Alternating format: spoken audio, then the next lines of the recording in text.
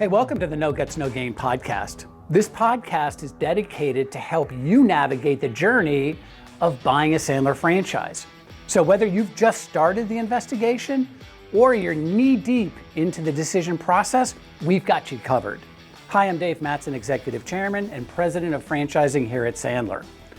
In each episode, I'm interviewing a Sandler franchisee who is in your shoes. Now, maybe they were investigating 2 years ago or 2 months ago, but they're gonna share their experiences, their insights, the questions that they had when they were sitting in your chair.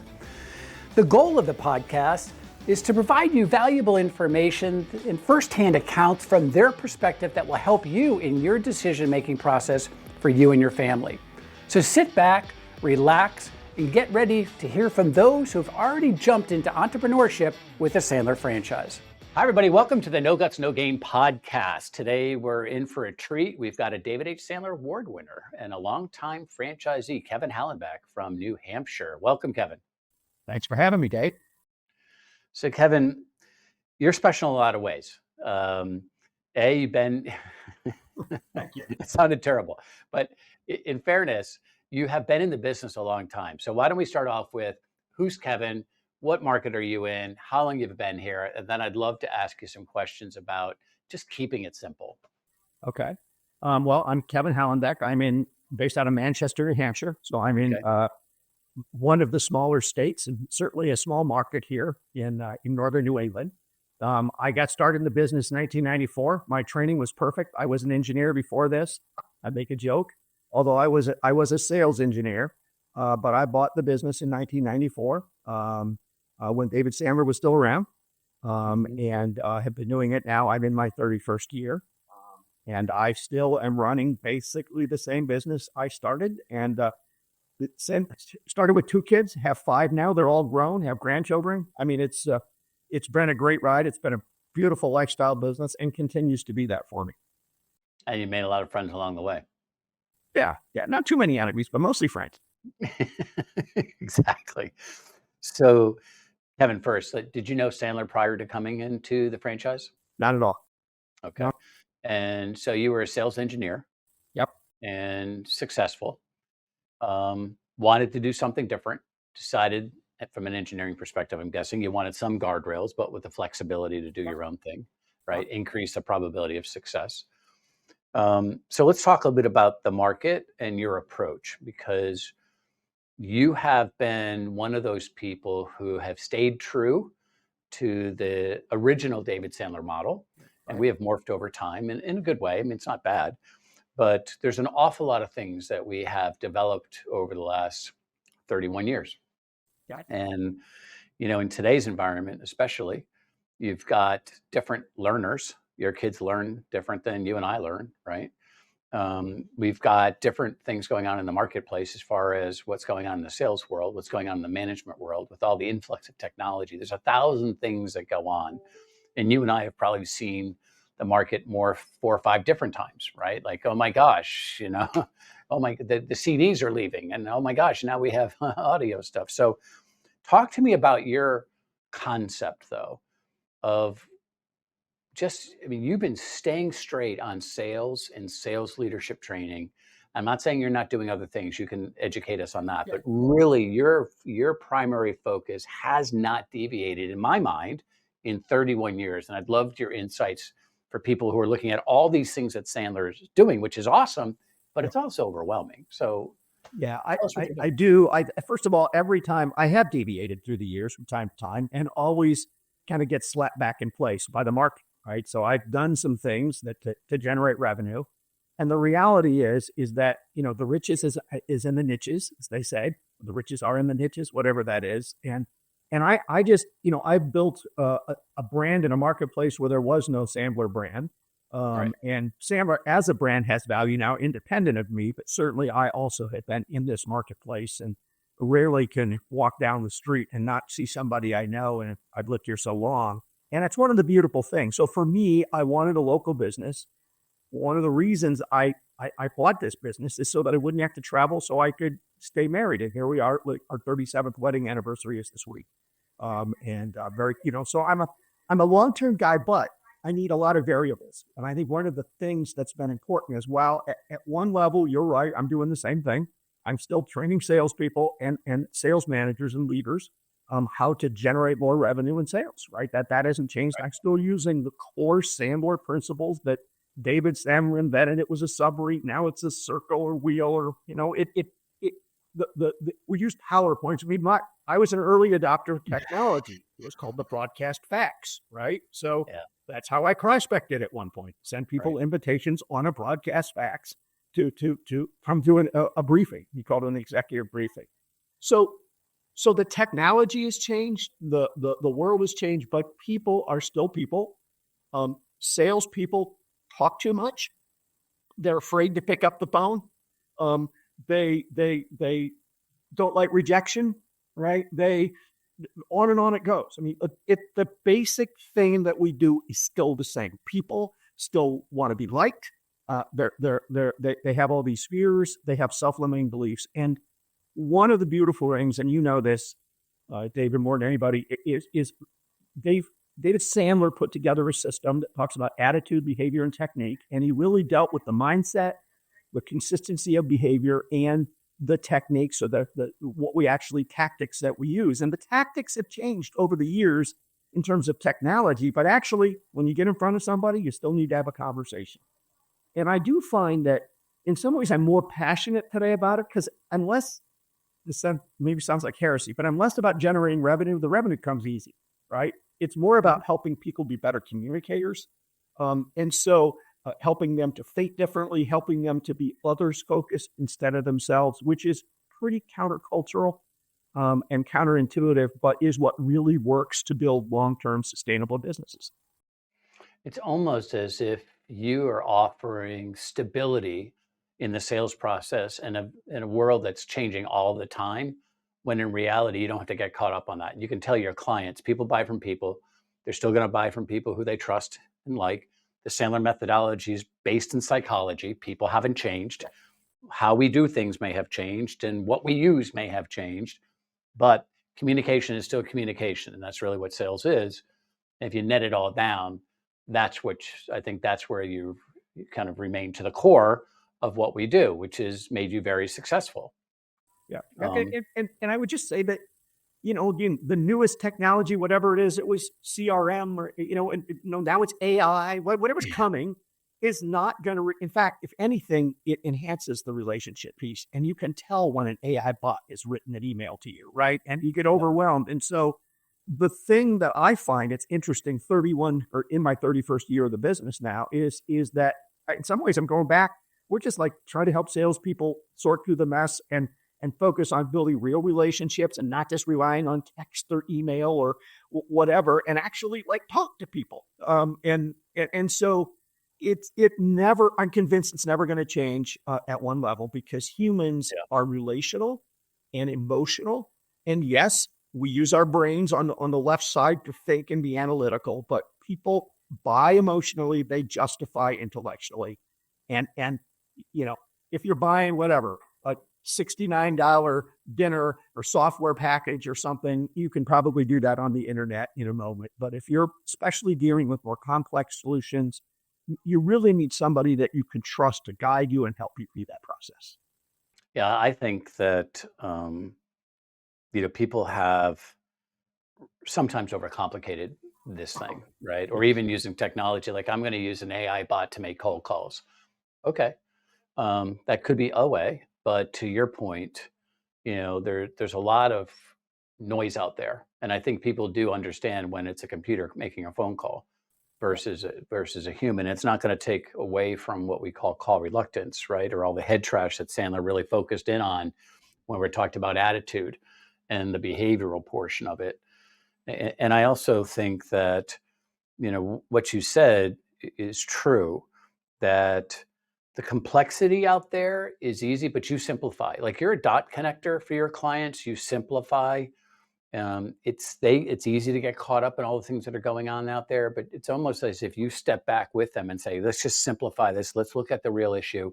And to your point, it's still a people issue 90% of the time, whether it's my part or whether it's your part as a buyer. It's still a people issue. Yeah. And so, Can I just add a comment yeah, on that? please. I mean, I think, because you mentioned cold calling, right? Yeah, And specifically, and I had said that, but cold calling is still actually something we need to do some, right? But we can do it smarter, right? We don't, right. we don't have to pick up a telephone directory and call or work a receptionist. And that's the old world. But the fundamentals are we need to get in front of new prospects. And we can and should leverage technology to create those opportunities and have more inbound or qualified leads. All that stuff is good. But you still have to talk to people. You Right. still have to set appointments. You still have to close business. And so, again, if you can reduce all the noise and embrace the changes, and we very much teach people to use this stuff now, and that's part of our value add, but to help people sort through the complexities of the technology and everything else, but not forget the human element. And people are looking for magic solutions, the next app that's going to solve it. And for anybody, I mean, I just see, like, if I was young and in this career, I think this is a long career, because if anything, communication skills and what we teach, and even to some degree values, people come with their own values, are very much built into the Sandler methodology at a deep level. And that's what I love. We win by working together with our clients. And Yeah. when people understand and approach that, they win in the marketplace. Well, I think it's just that breath of fresh air when you bring equal business stature and, helping people say what they should say and have courage 5 minutes at a time versus all the tricky stuff. It's just open and honest communication. But if I look at your business, right, you're in a small market, and most people who don't really know New Hampshire would say, don't 100% of your clients actually work in Boston. That's not true. Fair? I mean, right. So now you have a small market. You've been there 31 years, and I'm sure there's outliers, but walk us through the majority of what you're delivering to your clients. Is it sales? Is it sales management? Are you dealing with owners? Hey, I'm pocketed because of my engineering background. I'm pocketed and I'm really focused on a persona, which is the engineers. I mean, tell us about what that business looks like after 31 years for you. Yeah, it again doesn't look that different. I say I'm not working with as many individuals. In the beginning, I Okay. would work with a real estate person or anybody, a financial advisor on their own. So I work with more companies now, but I'm Okay. still in a small market. On average, what size are you talking about? I mean, Companies with I five? probably work with companies that are, I don't know, $3 to $20 million in revenue. And companies that are also $1 million in revenue. We do all the time. In fact, I've got my next meeting is with a company. Well, I have one client meeting, but I've got my next meeting right after lunch today is with an architect who's starting a business, and then a meeting after that. And this is a prospect I've never met before, but got referred by a client. And then my meeting after that will be a virtual one. The first one's face to face. Somebody in my market coming to see me, right, in my training center, which is right here. I have one, Nice. right. I still meet Yeah, people, right? absolutely. And so, and then my next meeting is with a construction company that does some commercial, construction, as well as some residential. I don't entirely know yet, but I mean with the owner in both cases. One has a Parker, one is an outright owner. That's kind of my typical market, small business people that I get to know. In the training room right now, one of my colleagues who works for me and with me, she's meeting with a group that's an owner and two of her people, and they're a roofing company. And Nice. she's meeting with them, and they're working together on those strategies. Not sales training happen over there right now. We're helping them figure out how to go to market, but how to work with the team. And so that's part of what we do. But most of my business is public. And when I mean public, I don't mean like, anybody walk in, but it's what we used to call President's Club, but now we call Sales Essentials and Sales Expert. It's regular, ongoing reinforcement where there's teaching, but also role playing and practice and advice and connection. And that there's a relationship that people have with each other because they've been going to these programs for months or years, and they get to know people. And it is the core business. And the beauty of the Sandler model, from my perspective, is if I can get people to pay me a bunch of money to come to something that gives them real value, right? They get value for that. They're happy. They've been paying us for years. They're obviously getting value. But if I can put 20 or 30 people in a room virtually or otherwise, and whatever the number is, and get, then it's a very leveraged time-wise. And it's Tuesday that I spent last week in Paris. on vacation. I take a lot of vacation at this point, and the business still runs because I've got a team at this point and have partners. But it's the model is still the same. Because when we add value, people want to work with us. Okay, so let's add one more layer of simplicity then, or I guess explanation. You focus on sales leadership, sales management, sales right? leadership. Yeah. And you're focused on what I'm going to call not only focused, but you have a lot of tradespeople who are awesome at what they do, but not necessarily awesome at selling. Yeah. The roofer, HVAC, contractor, builders, right? Yeah. And then, but you said something else, which is there's two sides of the business. The public side, if I were to explain it slightly different, which is where you have different types of companies, different industries, all going to you at the same time to learn. Yeah. So think about it as a gym. You got a ton of people coming into the gym. They're going to the trainer. They're going to learn X. You're the trainer at the gym. Yep. So you're selling a block of time that people are going into. So Tuesday, 3 to 4, I'm teaching negotiations. Friday, 10 to 3, I'm teaching this. People can sign up and come to that program, no problem. Now I'm sitting next to an owner or a leader from some other industry, which is the magic, because I may not think what you're teaching works in my world, but when they say I've been using for 10 years, you really should listen to Kevin, my blinders come off. So that's the public side. That's what David Sandler built his whole business on. Yep. The private side is where they don't come to us, but we go to them. And now I'm sitting in a company on site, probably with them. They've got 15 or 20 salespeople, but there's nobody else there. It's just a private session that I'm teaching Sandler to them, whatever their issue is. And there's no other outside companies involved. Now, that sounds great. And you can make money doing it. You can make good money. You can't leverage your time. So you can't spend as much time in Paris as you are because you're trading dollars for time, right? You've got to go there. Whereas you have 3 or 4 sessions a month, everyone's coming to you. The rest of that time for that month is either selling, training, consulting, vacationing, whatever you want to do. Yeah. And that's the huge difference. And I think, and I'd love to hear you, have you spent majority of time when given the option, you're doing public so you can scale versus you're going into the companies, or do you have a healthy mix? How do you look at that? I really, so my largest clients are not the mom and pops. I've got people that pay me well into the 6 figures, few of those that tend to be more customized, right? But they're in the tech space, they're private equity funded. There's like 70 salespeople we're working with in one team. But here's the funny thing, we even put them in our public programs. But we do a little you meld them anyways? We do some custom. So I get an hour program Monday morning, from whatever, hour and a half with this one group that pays us lots of money. And once a month, we spend an hour and a half with that team, but then some of their people are participating in the group. So we do kind of a blended solution.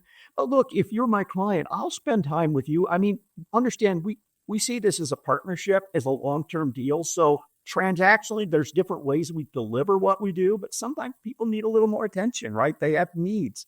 If you got kids, they don't all need the same thing at the same time. Clients are kind of the same, but we're committed to work together, and we just figure out what they need. We help them, and sometimes they need a little extra attention. Sometimes they kind of run on their own. Sometimes we help interview a potential new hire or help them talk through a comp plan this time of year. It's all that kind of stuff so it's a much more than just the classes, but it's very structured in a way. It's very efficient. I take a lot of time off, and the revenue's good, but I built it over time, and we have a track record, and clients stick with us. I mean, right now it's the end of the year. I'm doing renewals on clients that are renewing on year 8, 9, 10. My longest client was with me 28 or 27 years. I lose track.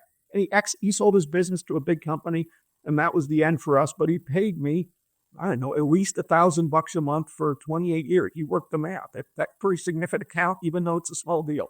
So, and by the way, he was sad when he had to go. So was I, and we're still friends. Guilty. He felt guilty. He sold his business. Yeah, it's okay. Good for him. So then, on average, if you look at your public calendar, how many public programs where you have an open calendar anyone can go to on a weekly basis? How many sessions are you guys doing now? Well, embarrassing. 2 or 3. Okay. So you're doing 2 or 3 public sessions. A And foundations or essentials, okay. a mastery or expert program, we're calling it now, as well as a leadership program a couple times a month. Those Okay. are So our I'm doing a sales standing group. management. I'm doing a 101 basic sales course, Yep, introductory, and I'm doing an advanced sales course. Those 3 things you're doing yep. 3 or 4 times a month. And that's 3 or 4 where days your a people are week. going to. Yep, that's Sorry. it. Yeah. Yeah. And then how many do you think private sessions are you doing in a given week or month if you had to just kind of average it out? I'm 2 or 3. Okay. I'm a No, model. I may not be, but I really don't want to tie into that. I don't want yeah. to be, I don't, yeah. So just 2 or 3, sometimes maybe a little more, but not a lot. Okay. And then but you said something that I want to just make sure people hear is that you have a hybrid, I do. which is those companies that hire you privately. And I'm going to use some fake numbers here, but it's easy math. They bring you in once a month. It's 12 times a year. What you're saying to them is, look, I can't change your mindset. I can't change your behavior. I can't change what you say, how you say it, when you say it. If I see you 12 times a year for 90 minutes, Okay. that's like going on a diet 12 times a year. You mean between 12 and 130, and hopefully that I'm going to lose a lot of weight. It just is impossible. But that's how people buy training, and they want that personalization. But what you've done is you've said, hey, I'm going to sell you what you want, and we will do this stuff. But I'm also going to provide you access to this other thing that's going on, because now I get to see you 3, 4 times a week if you choose. And now I have the opportunity to really drive change to that organization. And that combination is really what I would suspect helps clients jump to that next level of productivity, because you see them often enough now to make a change, which, by the way, the ripple effect is, you've already said it, is the relationship is super strong. They are with you forever because you're getting way more than they ever paid for. Like they would actually get rid of other things before they fire you after all Yeah. that time, right? Because of the return on investment. And I mean, that's that. You're Well, not. the question that also I typically ask is, does everybody on your team need exactly the same thing at the same time? There you go. And the answer is no. I No. mean, somebody needs help prospecting. Somebody else is afraid to call the big guy. Somebody else talks to you. So we can put them in the individual programs like that gym. Somebody needs to work their lower body. Somebody needs weight. Somebody needs cardio. And we can really, in some ways, customize more by knowing them and their people, and then putting them in appropriate programs. And yes, sometimes bringing them together, but not. That's my model. Is I avoid that like the plague, because I don't believe it's actually the right thing for them, and I'm also protecting my home. Yeah, you can't scale as well. So Kevin, I appreciate you coming. I know you're super busy. You've got a lot of history. You've kept the business simple in a complex environment for the last couple decades, Right. with all this stuff that's coming out from Sandler. I mean, we see you 3 or 4 times a year at the conferences, and every single time we bombard you with all the new stuff coming down the pipe, but you have successfully kind of shifted through what do my clients need and what don't they need. And that's awesome. Is there any like last minute thoughts or words of wisdom that you could give somebody as you sit thinking back 31 years? But you've Yeah. seen a lot of people in this industry, in this business as well. You help a lot of people, you mentor a lot of people. Anything you can share? I think I think this business, and I think a lot of good businesses are long-term businesses, right? That you build real relationships, and for me that matters. So yes, I make a good living, but it really to me is a quality of life issue, and being a good human being and building relationships, and so within Sandler, if somebody's, I don't know, thinking about this type of business, don't get creative. I mean, like literally, there's it's a good system. It really is. It's like yet you can still be yourself. I'm very different than I'm in a performance group with 10 other, Sandler franchisees that are at comparable high performers, and we all have different business models. We really do. Mhm. So I love the flexibility, but what I've learned is I have to be true to who I am, and that's who I am. And so I think know your own values, and if you just learn the stuff, be the stuff, and do it, you can have a 30-year run if that's what you want to do. And I'm figuring out now at some point I got to get out of this business, right? But I love what I do, 97% of the time. There's still always 3% that, isn't so fun. But you love what you're I'm doing having as you're on the runway going to Paris. That's when you love what you do. Right? That's up. It's just a beautiful thing at this point. So but I really, not a lot of things I would do differently, and I would have avoided some mistakes that I know now. But in the end, it's been great. Just kept going. It really has been. Yeah, you just kept going. And I liked the way you didn't build the business through the eyes of others or through the egos of others. Stayed true with how much time you wanted to spend, the type of people you wanted to deal with, the programs that you wanted to offer. You saw the value. And you said something else, which I love, which is, you walk down the supermarket and people stop and talk to you. You don't have to hide. You don't have to run. I mean, they thank you for being, having the ability to send their kids to college without loans, or to buy a second home, or to retire early, or to sell their business after 28 years, like your friend did. And I think that's just awesome. Awesome. And they advocate for me, right? So I don't need a bunch of salespeople, because 2 referrals I got this week that I'm meeting with, both were, hey, I wish I'd learned about Sandler sooner. You should meet Kevin, right? Okay. Yeah, it's awesome. All right, group. Hey, listen, we've had the opportunity to talk to Kevin Hallenbeck, longtime Sandler trainer, David H. Sandler Award winner. Kevin, you were here when, just last second though, you were here when David Sandler was here. I think you're one of 4 now, maybe three, maybe 4.